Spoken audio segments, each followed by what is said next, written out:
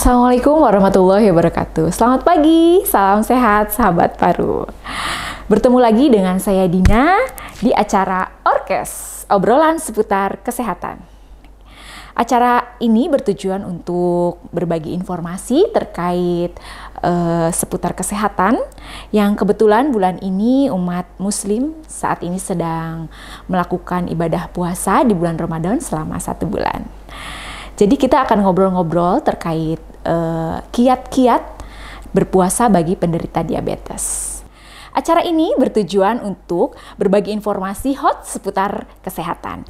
Dan tentunya kali ini saya tidak sendirian, saya ditemani oleh Dr. Stella Ilon. Selamat pagi, Dok. Halo sahabat paru semua, saya dengan Dr. Stella Ilon, spesialis penyakit dalam, konsultan endokrinologi, metabolisme dan diabetes di Rumah Sakit Paru Sidawangi, Provinsi Jawa Barat. Iya, halo Dok, gimana Dok? Kabarnya sehat? Sehat. Alhamdulillah ya Dok ya. Dok, kita akan ngobrol-ngobrol santai nih terkait kiat-kiat berpuasa bagi penderita diabetes mellitus ya Dok ya. Sebenarnya pasien diabetes mellitus itu apakah boleh berpuasa atau tidak ya Dok ya? Pasien diabetes mellitus itu sebenarnya secara umum boleh berpuasa, tapi kita memang nanti harus melihat gitu pasien-pasien seperti apa dan bagaimana resikonya untuk menjalani ibadah puasa ini, gitu. Oke, ini kan kalau penyakit diabetes mellitus itu identik dengan kadar gula darah ya Dok ya. Betul. Terus bagaimana cara penderita diabetes mellitus itu mengontrol kadar gula dalam darah selama berpuasa? Nah, kalau kita berbicara untuk pasien diabetes mellitus dan menjalani ibadah puasa selama bulan Ramadan ini, memang ada beberapa hal yang harus kita perhatikan. Terkait dengan seluruh ataupun secara umum tata laksana diabetes mellitus, kita ya harus mengikuti semuanya juga. Kalau kita mau melihat risikonya tentu saja atau penilaiannya apakah seorang pasien diabetes ini boleh berpuasa atau tidak, itu kita harusnya memulai flashback itu harusnya 2-3 minggu bahkan mungkin 1 bulan sebelum puasa ya Dok ya? Ya betul, sebelum puasa Ramadan ini dimulai gitu ya. Kita harus melihat apakah pasien ini fit ataukah beresiko sebenarnya untuk menjalani ibadah puasa.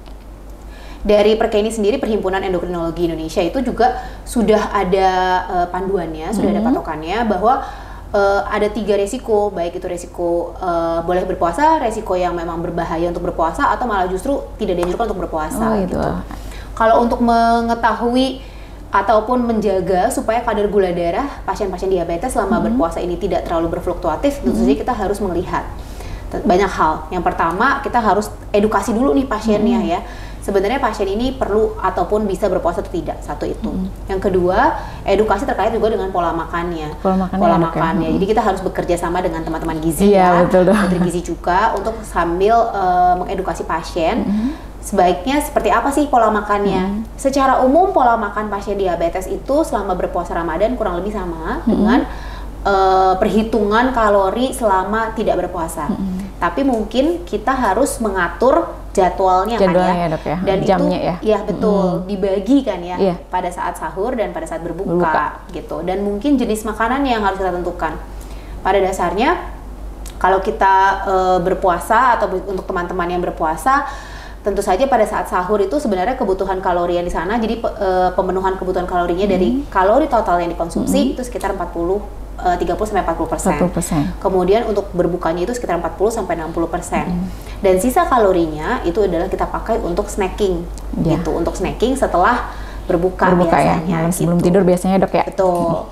Dan juga kalau misalnya kita melihat pembagian dari kalorinya, di luar itu juga kita harus mengetahui jenis ataupun tipe-tipe makanan apa sih yang akan beresiko meningkatkan kadar gula darah pasien lebih cepat dibandingkan dengan bentuk makanan lain gitu ya.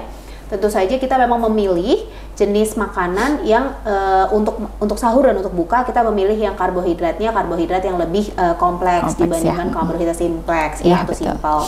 Terus kemudian kita memang memilih lebih banyak makanan-makanan yang lebih lepas lambat gitu ya, lebih sulit ataupun lebih lama untuk diserapnya, sehingga kadar gula darahnya juga tidak terlalu melonjak kemudian mengalami penurunan mendadak pada saat pasien itu berpuasa di siang harinya. Iya. Kalau untuk tadi yang dokter jelaskan yang karbohidrat kompleks itu mungkin bisa dijelaskan buat sahabat baru jenisnya apa aja gitu Dok? Oh iya, Iya. oke.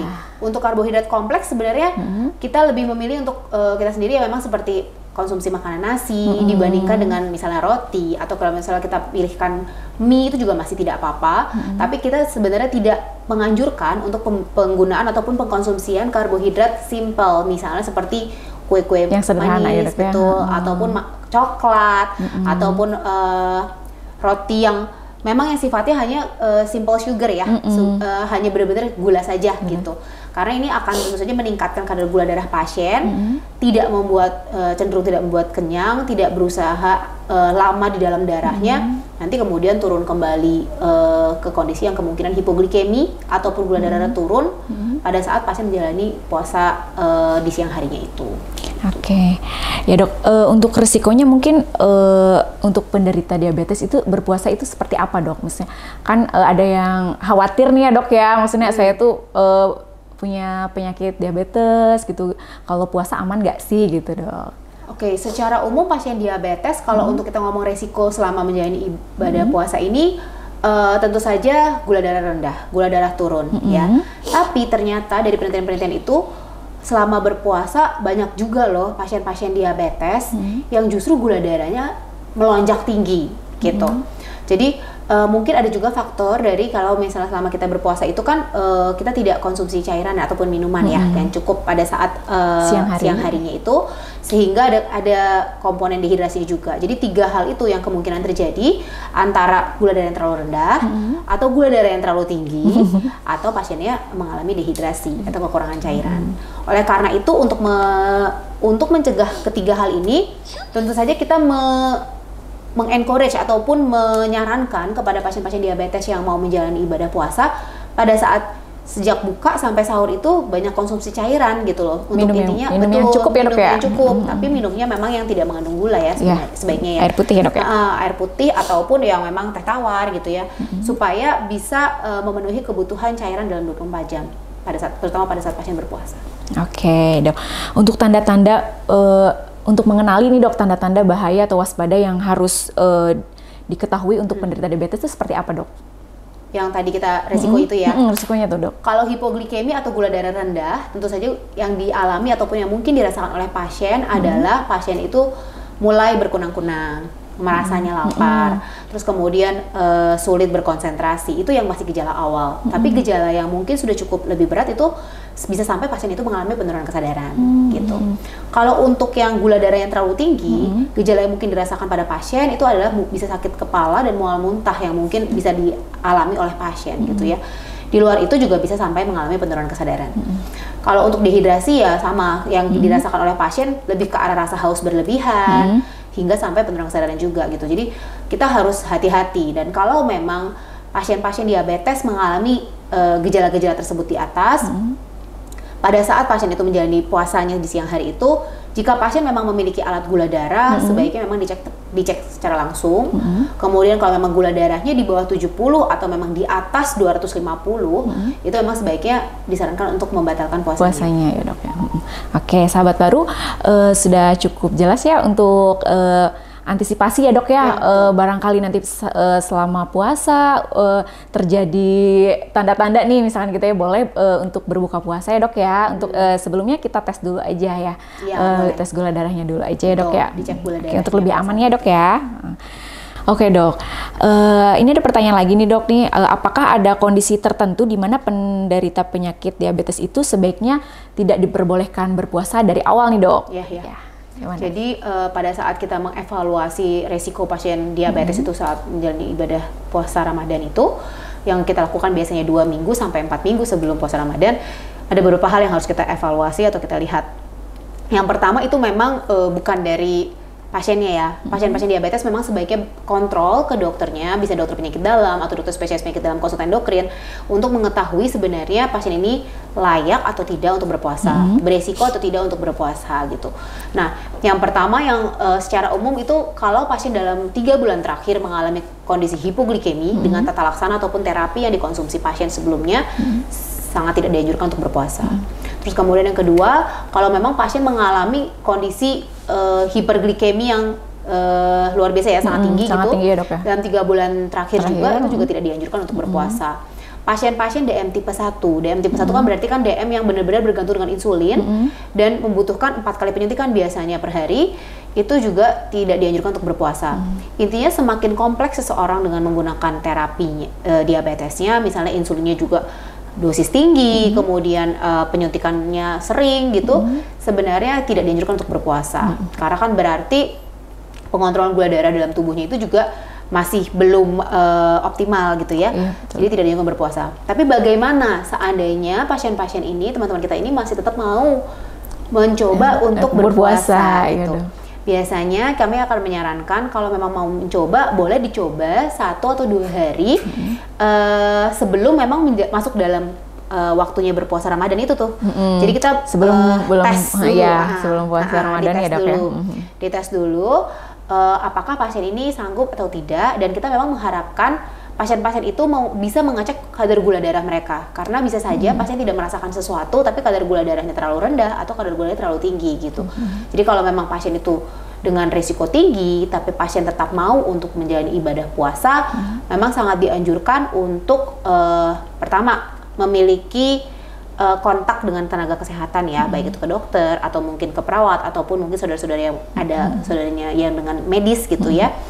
Terus kemudian yang kedua, punya alat gula darah sendiri untuk mengecek pada saat yang krusial ya, waktu-waktu tertentu yang mungkin beresiko ataupun pasien ada keluhan, itu kita harus cek segera gula darahnya bagaimana. Kalau misalnya udah merasa lemas, pusing gitu ya, langsung cek aja dok ya. Harus cek gula darahnya. Siap dok. Dok, ini kan selain dari obat, makanan juga memang ada olahraga juga, ada harus berolahraga ya dok ya, untuk aktivitas fisik lah ya dok ya, untuk penyakit diabetes itu. Itu baiknya seperti apa dok untuk aktivitas olahraga yang baik untuk penderita diabetes mellitus? Jadi memang kalau untuk aktivitas ini agak susah ya, karena kita aktivitas ini kan berbeda-beda ya kemampuan ataupun endurance dari setiap orang. Kalau untuk aktivitas memang kita tidak menganjurkan untuk olahraga berat dilakukan selama pasien menjalani puasanya. Jadi pada saat pasiennya masih dalam kondisi sebelum berbuka gitu.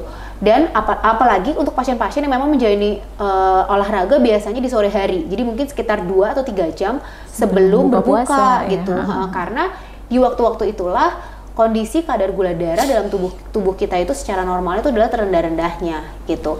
Dan kalau kita tingkatkan penurunan kadar gula darahnya dengan kita olahraga, itu beresiko sekali untuk mengalami hipoglikemi pada pasien gitu. Dan dehidrasi juga sih tentunya. Oke, dok, kapan waktu yang tepat untuk penderita diabetes mellitus itu melakukan tes yang alat itu pribadi sendiri? Pengecekan gula darahnya ya? Oke, kalau untuk pengecekan gula darah tentu saja kembali ke bagaimana ataupun apa saja tata laksana atau terapi yang dikonsumsi oleh pasien gitu. Yang pertama, ini banyak hal yang mempengaruhi ya. Yang pertama adalah obat apa yang dikonsumsi oleh pasien, kemudian apakah pasien ada gejala atau tidak. Oke, kalau misalnya ada gejala, seperti yang tadi kita sudah bicarakan ya, bahwa kalau ada gejala, pasien kapanpun itu silahkan cek gula darahnya. Tidak hanya pada saat pasien berpuasa, bisa saja misalnya malam hari gitu ya, pada saat setelah buka puasa, gitu, mungkin jam 11 malam, jam 12 malam pasien ngerasa ada keluhan, silahkan cek gula darahnya. Tapi secara umum, jam-jam krusial ataupun jam-jam yang berbahaya untuk pasien-pasien yang menjalani ibadah puasa Ramadan ini, pasien diabetes, tentu saja di jam 4 jam 5 sore itu harus cek gula darah sebaiknya. Terus kemudian di 2 jam setelah sahur sebenarnya, 2 jam setelah sahur. Betul, setelah sahur. Dan kalau memang pasien ini semakin kompleks penggunaan obat-obatannya, misalnya menggunakan insulin yang otomatis menjadi cuma 2 kali atau 3 kali suntik selama pasien menjalani ibadah puasa Ramadan ini, berarti pengecekan gula darahnya juga akan lebih sering. Bisa sebelum sahur dan 2 jam sesudah sahur, dan sebelum berbuka dan 2 jam sesudah berbuka, ditambah dengan pada saat pasien itu jam 12 siang, di tengah-tengah berpuasa banget ya, dan pada saat sekitar jam 4 sore, yang dimana itu ada resiko gula darah lagi rendah-rendahnya di dalam tubuh pasien itu gitu. Tapi nanti itu harus ditentukan sih kembali obat apa yang sebenarnya pasien konsumsi selama pasien menjalani ibadah puasa ataupun sebelumnya gitu. Berarti beda-beda ya dok ya, sesuai dengan kondisi tertentu ya dok ya? Beda-beda. Oke, iya. Dok, ada tips nggak nih untuk penderita diabetes dapat menjalankan ibadah puasa dengan aman dan nyaman? Secara umum, pertama kenali dulu. Saya bukan orang Muslim, tapi pada dasarnya setahu saya bahwa kita semua memang berpuasa hukumnya wajib bagi yang mampu ya, bagi yang bisa melakukannya gitu. Tapi jangan sampai ibadah ini malah membahayakan atau beresiko untuk pasien-pasien diabetes ini kan ya. Jadi kalau memang bisa 1 bulan ataupun 2 bulan sebelumnya harusnya memang pasien mengontrolkan dirinya di luar kontrol rutinnya ya ke dokter untuk mengevaluasi apakah dirinya boleh atau tidak berpuasa. Itu 1. Nah sekarang tapi sudah terlanjur, kita sudah memasuki bulan puasa ya. Nah jadi apa yang harus kita lakukan? Yang pertama, nggak apa-apa terlambat, tapi tetap kontrol sekarang ke dokternya. Tanyakan dengan obat-obatan ini bagaimana konsumsi obat saya selama berpuasa Ramadan. Jangan tiba-tiba menghentikan sendiri ataupun mengatur-ngatur sendiri tanpa sesuai instruksi dokter. Karena ini sangat berbahaya. Karena dokter aja sangat-sangat dianjurkan untuk tidak menambahkan obat pada saat pasien ini mau menjalani ibadah puasa. Walaupun gula darahnya misalnya tinggi pre-puasa gitu ya. Karena beresiko apapun bisa terjadi selama berpuasa ini. Terus kemudian yang kedua, selain kontrol dan menanyakan kepada dokternya bagaimana pengaturan obat-obatannya, tentu saja pengaturan makan tadi yang sudah kita bicarakan ya, pengaturan makan. Dan makan orang berpuasa Ramadan itu juga bergantung waktu ya. Misalnya pasien-pasien diabetes yang menjalani ibadah Ramadan ini, puasa Ramadan ini kita anjurkan untuk makan sahurnya itu benar-benar mendekati waktu imsak. Ya, waktu benar-benar berpuasanya gitu. Dan yang selain dari karbohidrat kompleks, kita memang menganjurkan pasien untuk lebih banyak minum. Tapi kembali ya, kita harus tahu bahwa pasien ini sebenarnya boleh atau tidak nih banyak minum nih. Kan itu kan tergantung adakah komplikasi-komplikasi lain ya. Dan itu harus ditentukan oleh dokternya. Terus kemudian selain dari itu yang ketiga adalah tergantung dengan olahraga pasien, tentu saja aktivitasnya. Tidak ada pembatasan aktivitas fisik yang dianjurkan selama berpuasa, tidak ada. Tapi memang tidak dianjurkan untuk olahraga berat selama pasien berpuasa. Kemudian yang keempat, kenali tanda-tanda ataupun gejala-gejala bahaya selama pasien menjalani ibadah puasa. Dan juga cek gula darah, itu wajib dan wajib. Nah, bagaimana pola makan ataupun makanan saat pasien sudah berbuka? Yang pertama, kalau misalnya sudah berbuka, kita harapkan pasien itu boleh mengkonsumsi karbohidrat yang simpel dulu, tapi tidak dalam kondisi yang banyak. Nah, banyak sedikit itu nanti harusnya evaluasi juga sama dokter masing-masing, karena itu kan sesuai dengan tinggi badan, berat badan pasien ya, kebutuhan kalori hariannya. Nah, awalnya mungkin bisa dimulai dengan karbohidrat simpel untuk menaikkan gula darah lebih cepat setelah pasien itu berbuka. Kemudian setelah itu baru pasien biasanya konsumsi obat-obatan yang memang dibutuhkan sebelum makan ya dok ya, biasanya ada obatnya ataupun sesudah makan yang malah besar. Jadi setelah takjil mungkin ya, setelah takjil kemudian baru digabung dengan lanjutkan dengan makanan-makanan besar yang dengan karbohidrat yang lebih kompleks. Dan setelah berbuka sampai sahur itu dianjurkan untuk banyak minum sih sebenarnya bagi orang-orang atau bagi pasien-pasien yang memang tidak dibatasi minumnya. Oke, baik dok. Udah sangat jelas nih tentang tips-tipsnya ya dok ya untuk penderita diabetes untuk makan nanti pas buka puasanya. Berarti boleh ya dok ya untuk makan yang manis? Boleh. Sedikit ya dok ya? Sedikit. Kita harus tahu jumlahnya. Karena utamanya pasien diabetes itu kalau saya diajarkan oleh guru-guru saya itu 3J ya. Jenis, jumlah, dan jadwalnya gitu. Kalau misalnya untuk berpuasa mungkin jadwal sudah diatur, sudah ditentukan gitu. Tapi jumlah dan jenisnya ini kita masih harus tetap PR nih buat kita untuk membicarakan bersama antara dokter, tenaga medis, gizi, kemudian dengan pasiennya ataupun dengan keluarganya bagaimana pengaturan pola makan yang lebih aman dan baik untuk pasien diabetes selama menjalani ibadah puasa Ramadan. Mungkin kalau misalkan untuk pertama kali buka puasa bisa makan buah dulu mungkin yang manisnya ya dok ya? Ya boleh. Buah dulu gitu, jangan sirup-sirup yang manis, minuman manis ya dok ya? Maksudnya boleh makanan manis tapi bukan berarti yang dikemasan atau yang diawetkan ya dok ya? Iya. Terus mungkin kurangi makanan-makanan yang terlalu minyak bersantan gitu ya, supaya apalagi untuk sahur terutama ya, karena itu akan cenderung membuat pasien-pasien tidak nyaman terutama di perutnya selama menjadi puasanya gitu, dan itu nanti takutnya menjadi bias. Ini jangan-jangan gejala-gejala yang dirasakan ini mungkin gejala-gejala mual gara-gara gulanya terlalu tinggi. Padahal gitu. makannya jenis makanannya yang sembarangan ya dok ya. Yang berbeda atau tidak terlalu baik untuk dikonsumsi selama sahur dan berbuka. Oke, siap dok. Untuk yang terakhir nih dok, pertanyaannya bagaimana untuk pengaturan obat-obatan nih dok untuk penderita diabetes mellitus ketika berpuasa?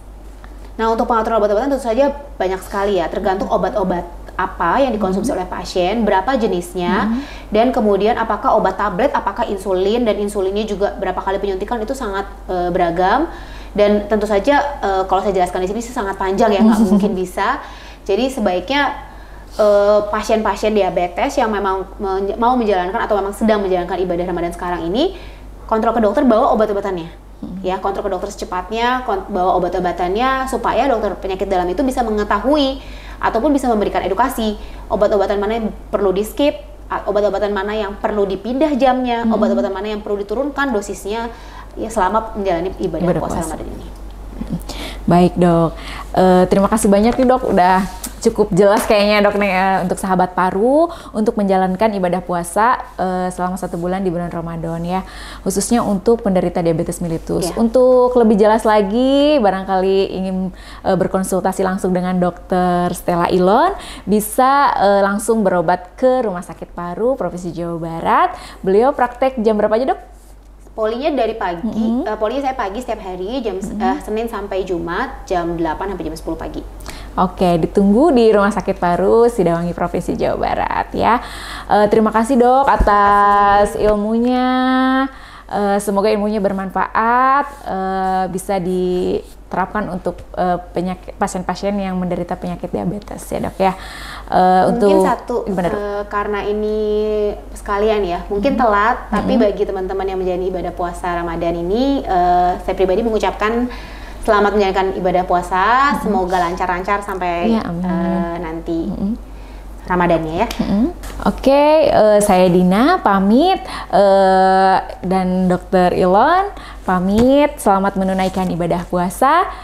Bagi sahabat paru yang belum follow akun Instagram kami, silahkan di-follow di @rsparusidawangi dan PKRS-RS-Paru-Sidawangi. Jangan lupa ada YouTube dan Facebooknya juga. Semoga lancar dan sehat selalu. Salam sahabat paru. Assalamualaikum warahmatullahi wabarakatuh. Selamat pagi.